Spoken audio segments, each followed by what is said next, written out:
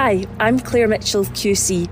Welcome to the Witches of Scotland podcast. I'm a lawyer who specialises in miscarriage of justice cases, and we're bringing you this podcast because we want to tell you about the women who were accused, prosecuted, convicted, and ultimately executed as witches in Scotland. I'm Zoe Venditozzi, and I'm a writer who's always had an interest in the witches, and I feel that this dark mark against Scotland needs a reckoning. The campaign Witches of Scotland wants three things. Firstly, a pardon for all those convicted of witchcraft. Secondly, an apology for all those who were accused as witches. And finally, a national monument in recognition of all those who are affected by this terrible miscarriage of justice. Over the forthcoming weeks, we'll be talking to a whole host of experts about the history and the modern day connections to the Witches of Scotland. Welcome to episode 3 of Witches of Scotland podcast. We've had a busy week and we've been lining up great guests for the coming shows.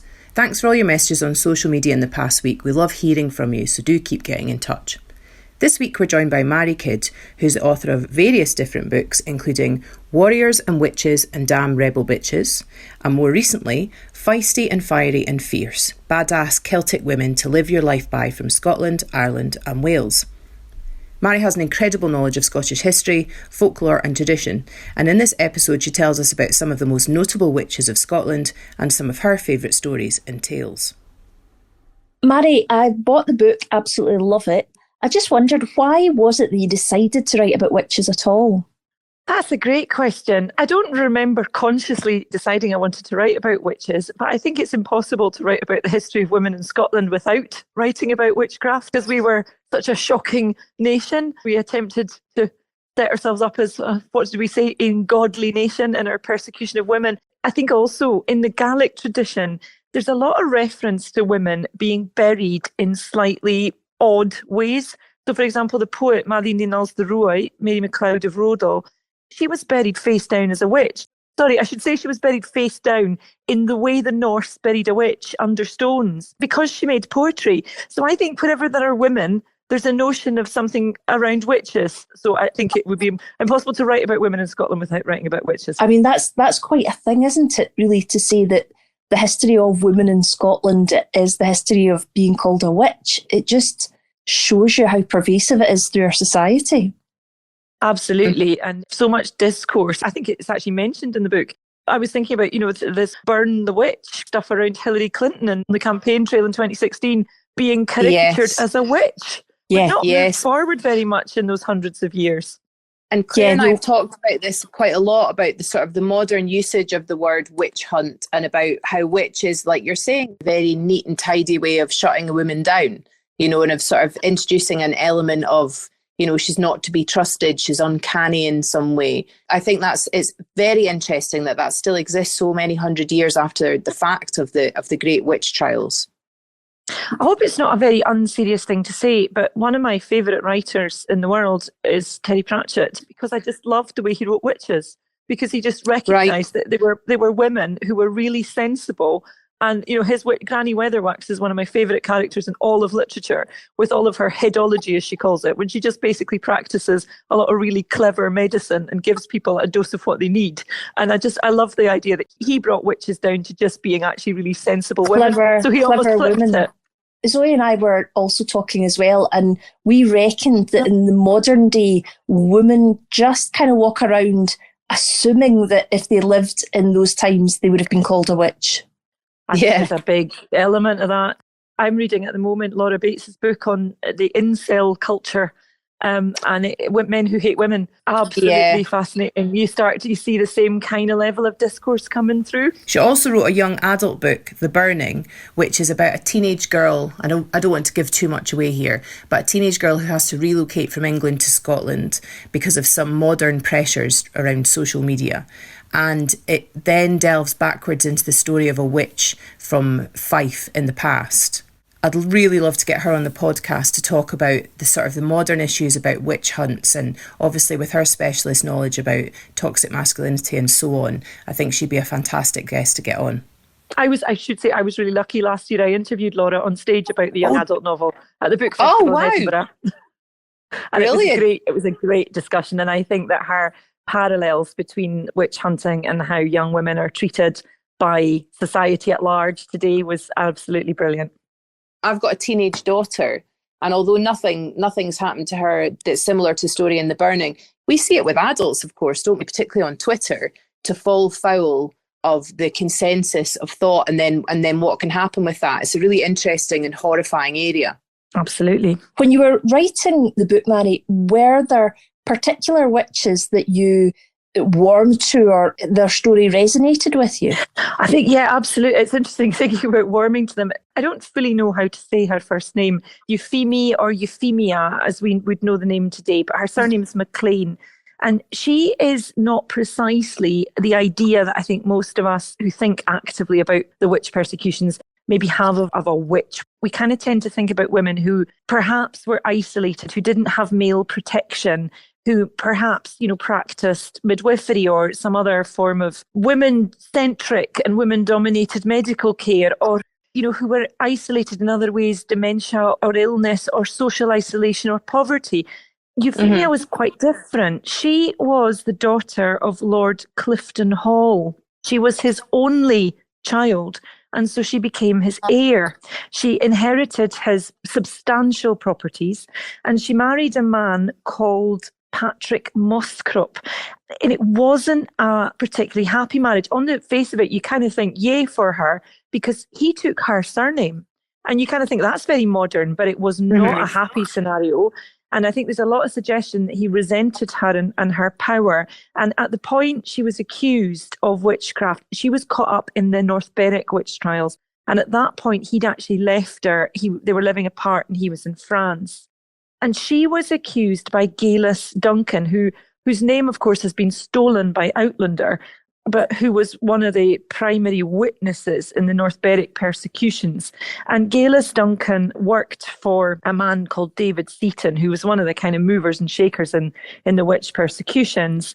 And he passed on the accusations against Euphemia. Now, he was married to her sister-in-law, to Catherine Moscrop, Patrick Moscrop's sister, and there had been some bitter feuding around property. Suddenly, all of the Moscrops just piled on and found all these nonsensical accusations to raise against Euphemia, and she was tried. She was on her own in terms of male protection at that point. The husband had absconded and she only had daughters. He maintained he'd absconded because he was in fear of his life. So she was taken up and she was tried, and the sentence makes horrible reading. I think I've actually got it here. Do you want me to read it to please. You? This is a sentencing statement passed on Euphame Maccalzean in 1591, and it says, Euphame Maccalzean, as culpable and guilty thereof, to be taken to the Castle Hill of Edinburgh, and there bound to the stake, and burned in ashes, quick to the death, and all and sundry, her lands, heritages, tax, steadings, rooms, possessions, corns, cattle, goods, and gear to be forfeited, and as cheat to the sovereign lord's use. So what they were doing there was taking all her property off her while they killed her. And burning her alive, because quick to the death, of course, means alive. It's quick in the sense that you say a baby quickens. It's alive. Yeah. So she was burned alive.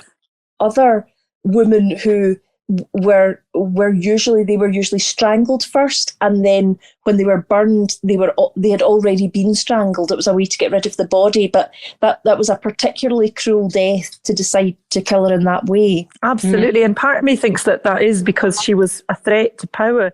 And there's a kind of postscript to the story which is really miserable. This gentleman, David Ogilvy, sort of appears in the story, and he comes and he speaks for her at her trial. And he speaks to Gellis. He gets permission to speak to Helen Duncan, and he says, she admits that she'd never even met the woman when she accused her. But of course, she's a servant in the house of this woman's brother-in-law who has every reason to want to destroy her. And David Ogilvy, of course, he doesn't manage to obtain any mercy for her. But later, after she died, after she was killed, he was able to get her property back to the family, and thereupon you think he's a kind of decent guy trying to do the right thing. Doesn't he, of course, marry the daughter and ensure that the property's passed back into the control of the males of the family?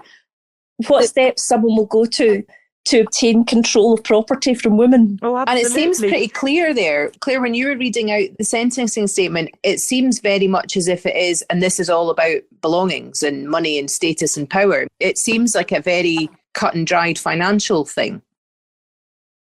Yeah, it certainly looks that way from the way she was sentenced. It was clear it was a punishment in taking her belongings from her. And isn't it just the way that everything is listed?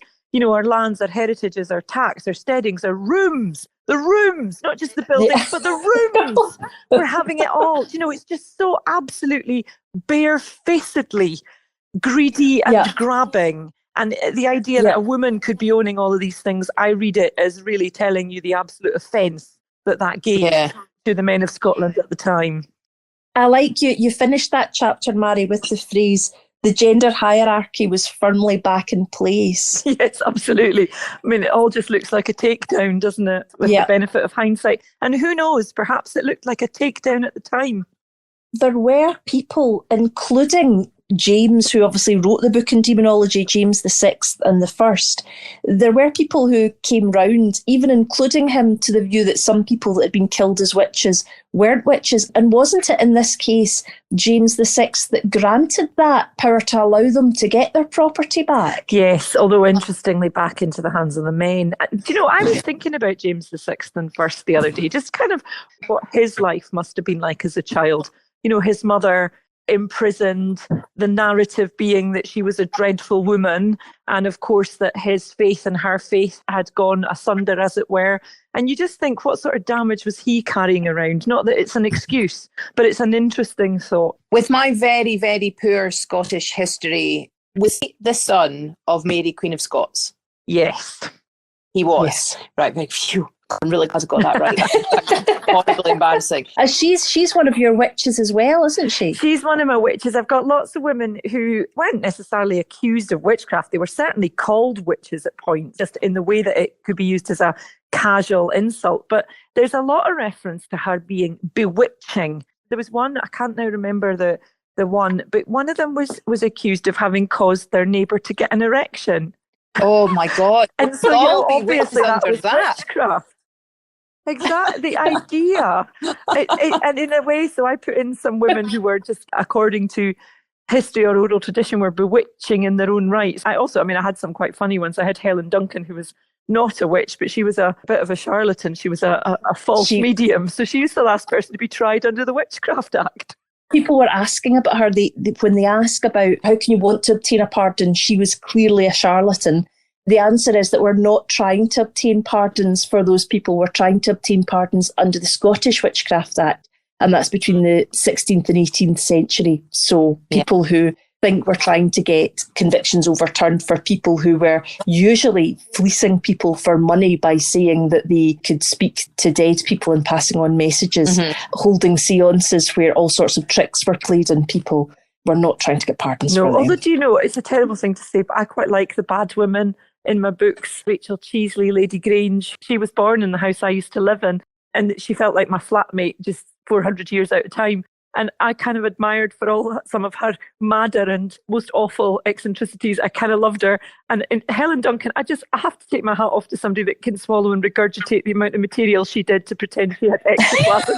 Can I just check what you said there? Your house was the house where one of your women, was she a witch? She wasn't a witch. So I don't live there anymore, but I used to live in Dalry House in Edinburgh, which is a mansion built around 1600. And it was home to a gentleman. He got a divorce. Well, he was divorced. His wife got a settlement from George Lockhart of Carnwath, who he was the senior law lord in Scotland at the time.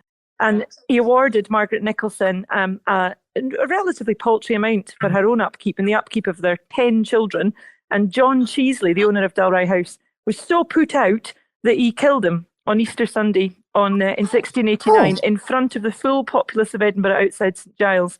And he was taken up. They cut off his hand because it was a politically expedient murder for many people. He was subsequently hanged, and he's supposed to haunt Dalry as Johnny One Arm. But his daughter, Rachel Cheesley, married Lord Grange, who was the brother of Bob and John, the Earl of Mar. He was the Lord Advocate, and he was also a closet Jacobite. She threatened to expose him, and he had her kidnapped by all of his other closet Jacobite conspirators, and she was spirited off to St Kilda where she spent the rest of her life, only being moved very late in her life to Skye, where she died. She was also, Edinburgh is full of names linked to them. So Thomas Hope of Rankeeler, as in Rankeeler Street, he was her lawyer, and he tried to launch an expeditionary force to find her. They were going towards St Kilda, but they never did find her.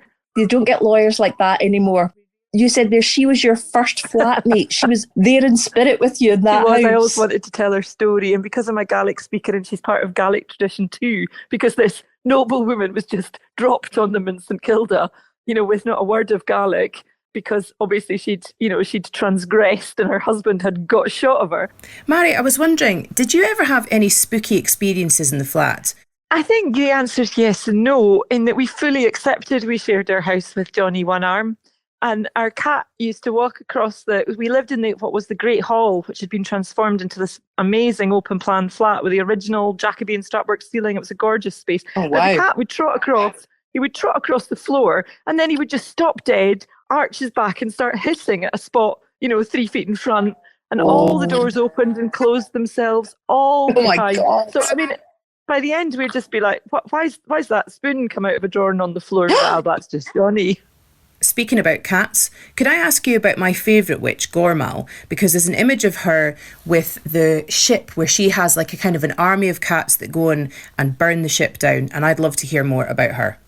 So her Gaelic name is Gormal Vor na Mea, and Gormal means blue eye, which is quite a lovely name.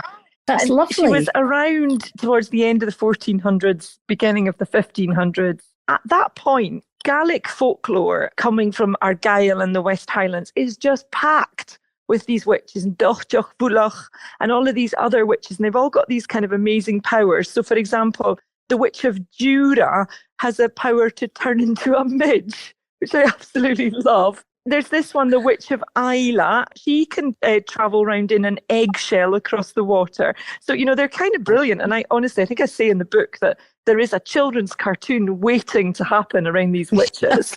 This links kind of interestingly into something that I discovered when I was working on Feisty and Fiery and Fierce, which is that Ireland actually didn't really persecute witches to any great enormous degree, which I suppose is obvious because we know Scotland was one of the worst places. And we hear much less about witch persecutions in Ireland.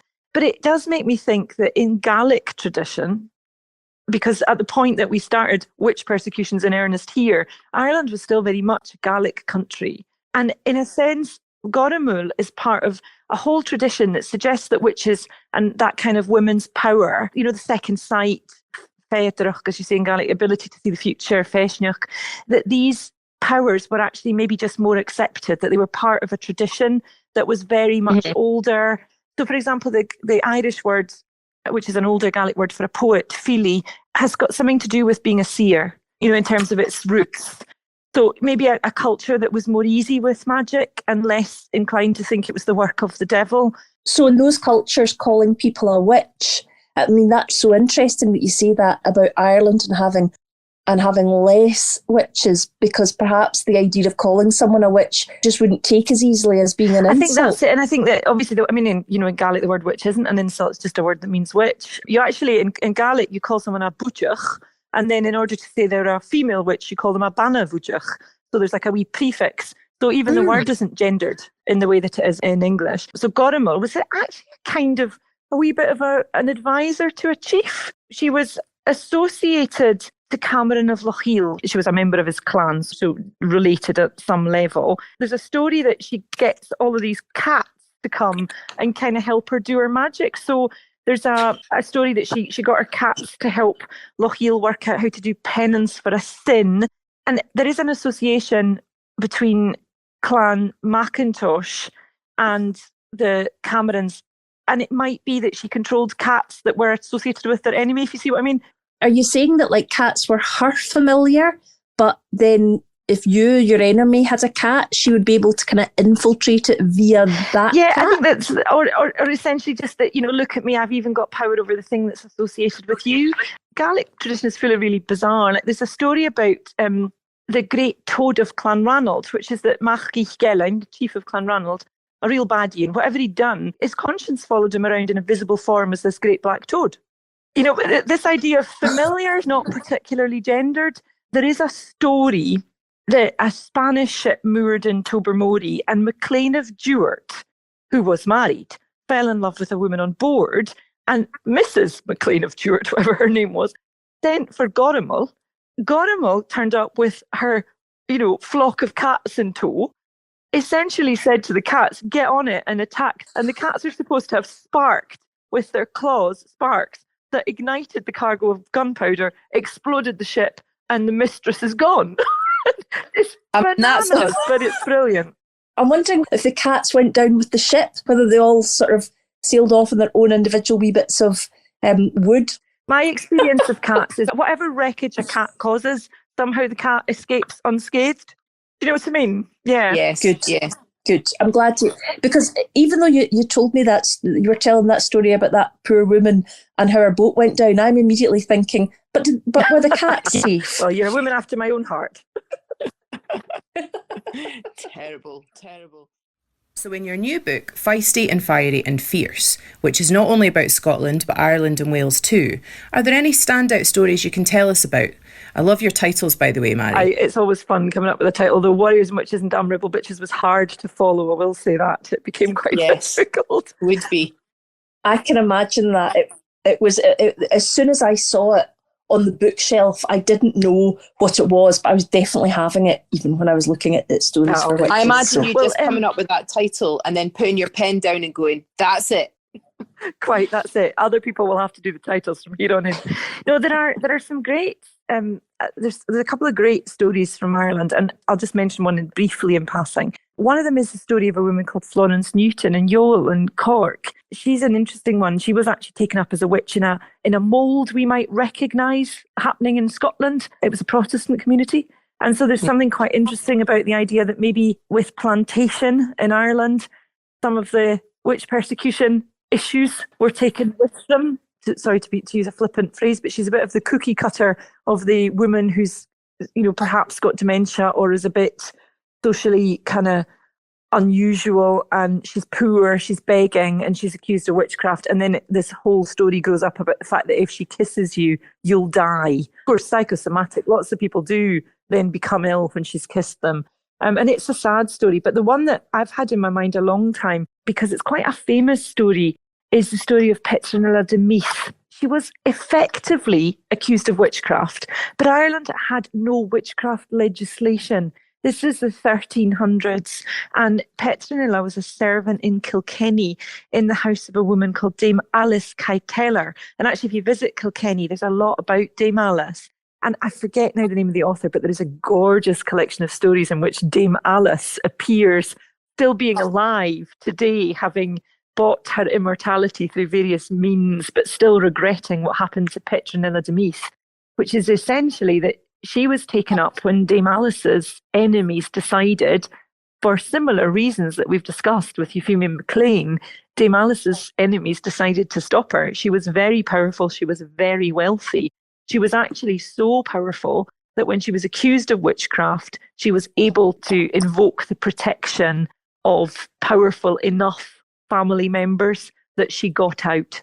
And what she left behind was Petronilla de Meath, her servant, who was then burned in Kilkenny. And there's a suggestion, more in oral tradition than anywhere else, that Dame Alice took Petronilla's daughter with her. But who knows if Alice could have taken Petronilla or not. But I mean, Petronilla gave some amazing statements. And I've got one here that the Bishop of Ossory wrote down her statement. She said that with her own eyes, she had seen the aforesaid demon appear in the form of 3 black men, each carrying an iron rod in the hand. I note in passing that the black men stuff is brilliantly racist. And while Petronilla herself was watching, the apparition had intercourse with Alice. After this disgraceful act, with her own hand, she wiped clean the disgusting place with linen from her own bed. And you just think, what a bunch of perverts imagining what women were up to. Yeah, the detail of it. Yeah, exactly. That's what I was going to say, Zoe. It's the bizarre details that they go into. Wow. So it's very early, far too early for Ireland to have thought up having any witchcraft legislation. So as I say, she was tried under the heresy laws and she was burned as a heretic. But she is broadly considered to be Ireland's first woman to die as a witch. Thanks so much to Mairi Kidd for joining us this week. Her books Warriors and Witches and Damn Rebel Bitches and Feisty and Fiery and Fierce are now available in all good bookshops, and we'd highly recommend you pick them up. Thanks to you too for listening. Please subscribe wherever you can get your podcast, and remember to share the podcast with your friends. If you'd like to learn more about the Witches of Scotland, please subscribe wherever you get your podcasts. Sign up for our mailing list at www.witchesofscotland.com to keep updated with the campaign. On that site, you'll be able to find how to link with us on Twitter, Facebook and Instagram. Poor Petronella. Can you hold on a second? My partner's come in, he needs to get something, so Just here to pick up my broomstick, come off to Tesco's. Paul's here to pick up his broomstick, he's off to Tesco's. Goodbye.